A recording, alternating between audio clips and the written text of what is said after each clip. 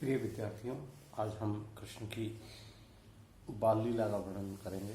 सूरदास द्वारा जो रची गई है उसका अध्ययन करेंगे। देखिए, हमारा प्रश्न चल रहा था बाल लीला वर्णन, और उसमें दूसरा बिंदु था बाल क्रीड़ा। उसी में आगे देखते हैं। जब श्री कृष्ण और बड़े होते हैं तब साथियों के साथ गली में खेलते हैं। बालक हारने पर प्राय खेल बंद करके घर चले जाते हैं और कभी कभी साथियों द्वारा मना करने पर उनकी सब शर्तों को स्वीकार करके खेल में अत्यंत रुचि दिखलाते हैं। श्री रामा एक दिन जीत गए और श्री कृष्ण हार गए। श्री कृष्ण बेईमानी पर उतर आए तो श्री रामा ने उन्हें कैसी खरी खोटी सुनाई, इसका वर्णन करते हुए सूरदास जी कहते हैं, खेलत में को काको गुसैया, हरि हारे जीते श्री रामा, बरबस ही कतकरत रिसैया, जात पात हमसे कुछ नहीं, न बसत तुम्हारी छैया। इसी प्रकार हार की खींच से श्री कृष्ण स्वयं खड़े होकर पकड़े गए और अब साथियों पर दोष लगाने लगे। बड़े भाई बलराम ने भी उन्हें सीधा कह दिया कि इसके माता पिता तो हैं ही नहीं, स्वयं हार जीत तक नहीं समझता है। अगला बिंदु है भाव विकास। बालक के शरीर के साथ साथ उनके भाव भी विकसित होने लगते हैं। श्री कृष्ण जो जो बड़े होते जाते हैं उनमें ईर्ष्या, स्पर्धा, क्रोध, स्नेह, आक्षेप आदि भाव भी बढ़ने लगते हैं। स्पर्धा का एक उदाहरण सूरदास जी ने किस तरह से दिखाया है, उसका चित्रण है। मैया कबहू बढ़ेगी चोटी, कांचो दूध पियावती मोही, पची पची दैतन माखन रोटी। कभी वे माँ से शिकायत करते हैं कि अब मैं खेलने नहीं जाऊंगा। बड़े भाई बलराम अन्य लड़कों के साथ मुझे मारते हैं। कभी कहते हैं कि तू मुझको मारती रहती है, दाऊ को कुछ भी नहीं कहती है। बाल सुलभ भोलापन। अगला बिंदु, श्री कृष्ण अपने भोलेपन से माता पिता को और पाठकों को समान रूप से मोहित करते हैं। एक दिन मक्खन खाते हुए पकड़े गए तो वो क्या कहते हैं, मैया मैं नहीं माखन खायो, ख्याल परे ये सखा सबे मिली, मेरे मुख लपटायो। अगला बिंदु गोचारण। बालक श्री कृष्ण कुछ बड़े हुए तो गाय चराने जाने लगे। शाम को माता से शिकायत करते हैं, मैया मैं न चरा हूँ गाय, सबरे ग्वाल घिरावत मौसो, मेरे पाँव पिराई। छोटे होने के कारण मुझसे ही सारे ग्वाल गाय घिरवाते हैं। बलदाऊ उन्हें सिखा देते हैं, अतः वे सब ताली दे देकर हंसते हैं। मुझसे कहते हैं कि तू तो मोल का लिया हुआ है, नंद गोरे हैं, यशोदा गोरी है, तू काला है, अतः नंद यशोदा तेरे में माता पिता हो ही नहीं सकते। तब यशोदा गोधन की सौगंध खाकर श्री कृष्ण से कहती है। इसका मनोवैज्ञानिक चित्रण करते हुए सूरदास जी कहते हैं, सुनु काना बल भद्र चबाई, जनमत हो की धूत, सूर श्याम मोह गोधन की हो माता तू पूत। ये सूरदास जी ने श्री कृष्ण की बाल लीला का वर्णन किया है, जो अत्यंत मनोवैज्ञानिक है। इसके बाद अगला बिंदु आता है हमारा वात्सल्य वर्णन। वात्सल्य वर्णन के तो सूरदास जी अत्यंत धनी है। इसका वर्णन करते हुए हम देखेंगे कि किस तरह से उन्होंने ममत्व के भाव को अपनी पदों में संजोया है। सूरदास वात्सल्य रस के सर्वश्रेष्ठ कवि माने जाते हैं। इनके काव्य में बाल स्वभाव, बाल मनोवृत्ति, बाल चेष्टा आदि के अत्यंत मोहक चित्र अंकित हुए हैं। सूर के बाल वर्णन में बालोचित वेशभूषा, वार्तालाप, बाल क्रीड़ा, बालोचित प्रवृत्तियां तथा मातृ हृदय की व्यंजना आदि ये सभी बातें विशेष रूप से उल्लेखनीय हैं। बाल क्रीड़ा वर्णन में सूर ने कृष्ण का मचलना, खींचना, रोना एवं उनके भीरू स्वभाव का सजीव चित्रण किया है। कभी कभी बालक कृष्ण माँ से खींचकर पूछते हैं कि चोटी कब बढ़ेगी, मैया कबहू बढ़ेगी चोटी, कितनी बार मोहि दूध पियत वही, यह अजहू है छोटी।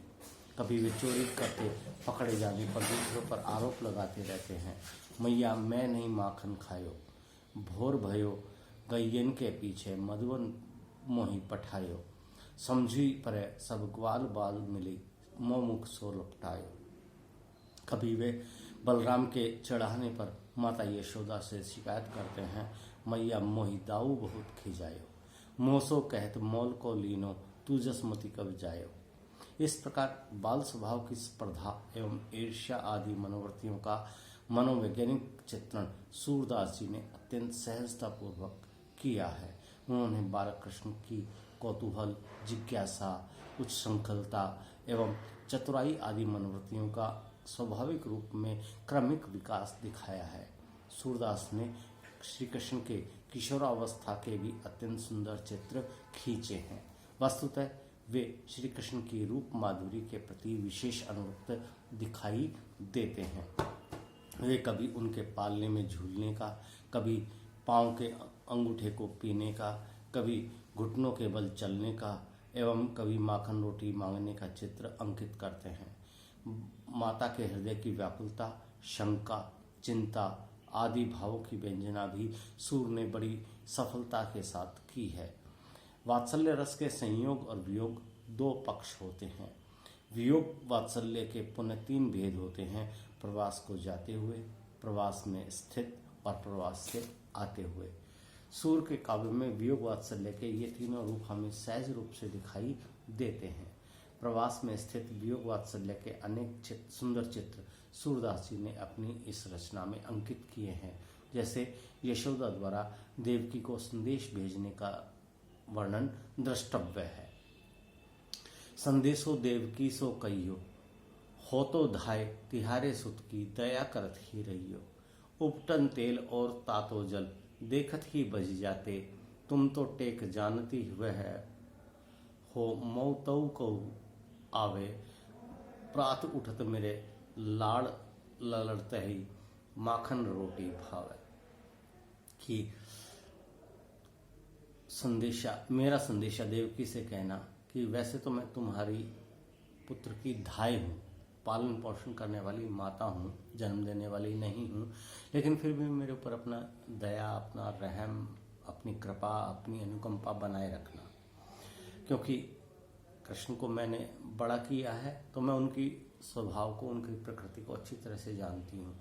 जब भी मैं उपटन और तेल और गर्म पानी को लेकर उन्हें नहलाने की चेष्टा करती हूँ तो इन सभी चीज़ों को देख करके, इन सभी साधनों को देख करके श्री कृष्ण दूर भाग जाते हैं, नाना नहीं चाहते हैं।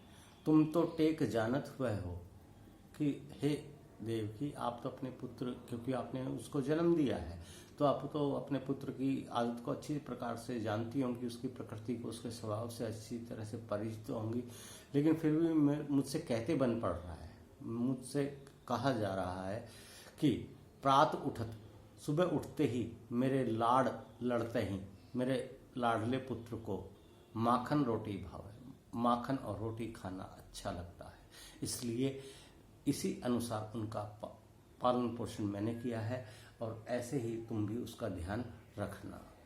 ये सब श्री कृष्ण के वात्सल्य वर्णन का रूप है जो सूरदास ने अपनी रचना में किया है। अगला बिंदु है श्रृंगार वर्णन। सूरदास ने वात्सल्य के समान ही श्रृंगार रस का चित्रण बड़ी कुशलता से किया है। इस दृष्टि से उनका काव्य अत्यंत महत्वपूर्ण माना जाता है। इस प्रसंग में श्रृंगार रस के दोनों पक्षों पर, संयोग और वियोग दोनों पक्षों पर संक्षेप में प्रकाश डाला जा रहा है। सबसे पहले हम संयोग श्रृंगार का चित्रण देखते हैं।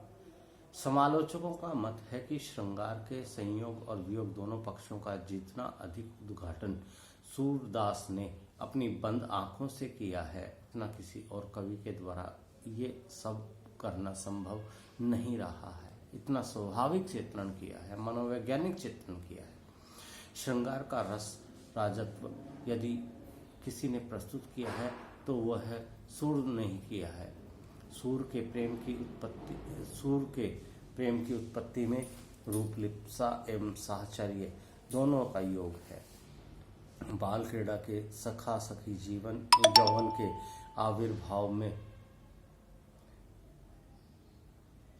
आविर्भाव में प्रेमी प्रेमिका बन जाते हैं। राधा तथा गोपियों का श्री कृष्ण के प्रति ऐसा ही प्रेम प्रदर्शित हुआ है। सूर का संयोग श्रृंगार का वर्णन क्षणिक घटना नहीं है, अपितु वह जीवन की अजस्र धारा है। किशोर व कृष्ण अपने घर से खेलने के लिए निकले ही थे कि उन्होंने राधा को देख लिया। दोनों की दृष्टि का मिलन हुआ, नजरें मिली और उनके प्रेमोद्गम में परिणत हुआ। और क्या कहते हैं सूरदास, खेलन हरि से ब्रज खोरी, ओचक ही देखी तह राजहा, नैन विशाल भाल दिए रोरी, सूर श्याम देखत ही रीझे, नैन नैन मिली परी ठगोरी। इसके बाद चतुर श्री कृष्ण ने राधा को अपनी बातों से विमोहित कर लिया और कहा, सूरदास जी क्या कहते हैं इस संदर्भ में, बूझत श्याम कौन तू गोरी, कहाँ रहती काकी तू बेटी, देखी नहीं कहीं ब्रज खोरी, हम काहे को ब्रज तन आवती, खेलत रहत अपनी आपनी पोरी, सुनत रहत श्रवण नंद ढोठा, करत रहत माखन दधी चोरी, तेरो कहा चोरी हम ले हैं, खेलूं चली संग मिली जोरी, सूरदास प्रभु रसिक शिरोमणि, बातन सुनहि राधिका भोरी। तो प्रिय विद्यार्थियों, आज के इस दोहे में, आज के इस संदर्भ में इतना ही। आगे अगले वीडियो में हम इस बात को आगे बढ़ाएंगे। धन्यवाद।